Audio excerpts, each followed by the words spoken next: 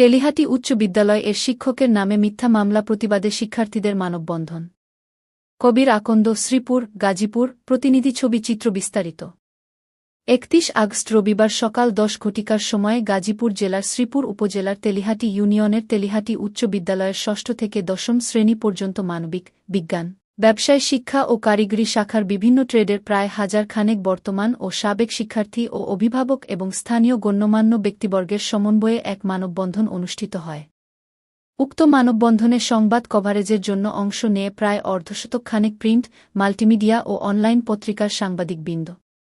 মানববন্ধনের শিক্ষার্থীরা বলেন, আমাদের বিদ্যালয় সুনামধন্য সিনিয়র সহকারী শিক্ষক, ইংরেজি, জনাব শেখ ফরহাদ মাহমুদ স্যারের বিরুদ্ধে কে বা কাহারা ষড়যন্ত্র করে ঢাকার গুলশান থানায় বৈষম্য বিরোধী শিরোনামে সাবেক প্রধানমন্ত্রী শেখ হাসিনাসহ ৩১৩ জনের নামে একটি গণ মামলা করে, যাতে আমাদের স্যারের নাম ১৭ নম্বরে অন্তর্ভুক্ত করায়।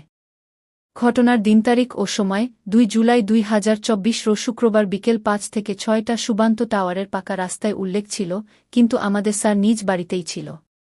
এটা আমাদের এলাকার অনেক মানুষই দেখেছে। তাই এই মামলাটি ষড়যন্ত্রমূলক, মিথ্যাবানোয়াট ও অবাস্তব। আমরা এই মামলা থেকে স্যারের নাম প্রত্যাহারের জন্য যথাযথ কর্তৃপক্ষের নিকট জোর দাবি জানাচ্ছি।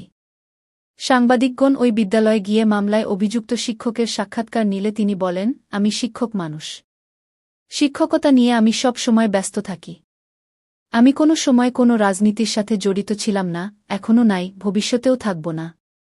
কিন্তু কে বা কাহারা ষড়যন্ত্র করে এই মামলায় আমার নামটি অন্তর্ভুক্ত করায়। বর্তমানে তথ্যপ্রযুক্তির যুগ। আইন শৃঙ্খলা বাহিনী তথ্য ও প্রযুক্তির ব্যবহার করে প্রমাণ করুক ওই দিন ঘটনার সময় আমি কোথায় ছিলাম। আমার শিক্ষার্থীরা সহ অভিভাবকবৃন্দ ও এলাকাবাসী সবার একই দাবি, সঠিক তদন্ত সাপেক্ষে আমার এই মিথ্যা মামলাটি যেন প্রত্যাহার করা হয়।